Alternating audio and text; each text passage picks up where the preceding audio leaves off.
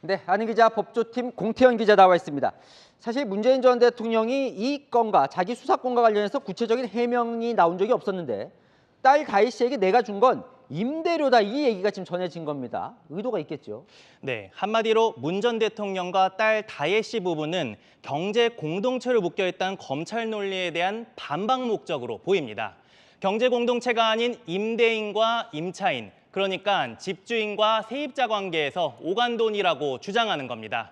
검찰은 뇌물죄 피의자로 문재인 전 대통령을 입건한 상태인데요.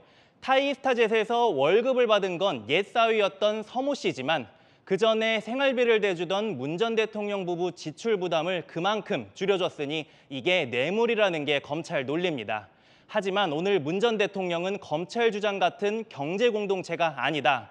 딸 부부와 집주인과 세입자 관계라서 사위가 취업해 월급 등을 받은 게 문 전 대통령 입장에선 경제적 이득을 본 게 아니다. 이런 논리입니다.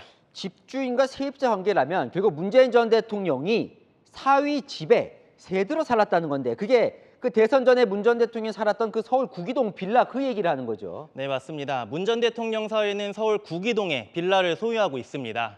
문 전 대통령은 2012년부터 2016년까지 이 집에 살았습니다. 문 전 대통령이 말하는 집세를 줬다는 게 이 집이고요.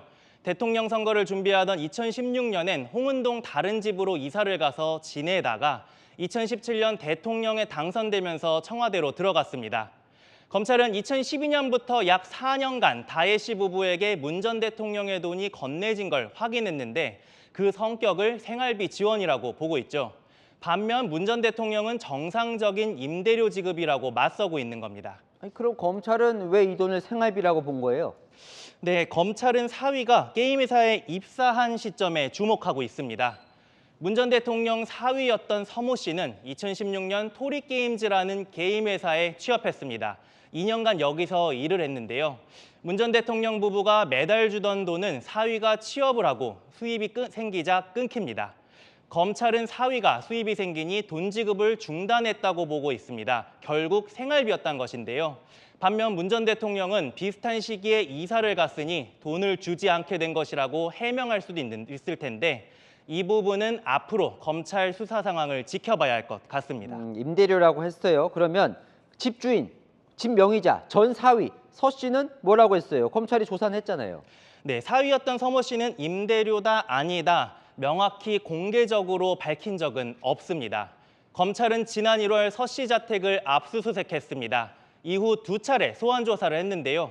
서 씨는 문 전 대통령으로부터 받은 자금 성격에 대해 함구하고 진술을 거부하는 걸로 알려졌습니다. 검찰은 문다혜 씨도 조만간 소환해 설명을 들을 예정입니다. 일단은 지난달 문다혜 씨 자택 등에서 확보한 압수물 분석이 먼저라 일러도 다음 달이나 돼야 참고인 조사가 이뤄질 것이란 전망이 나오고 있습니다. 네, 잘 들었습니다. 아는 기자 공태현 기자였습니다.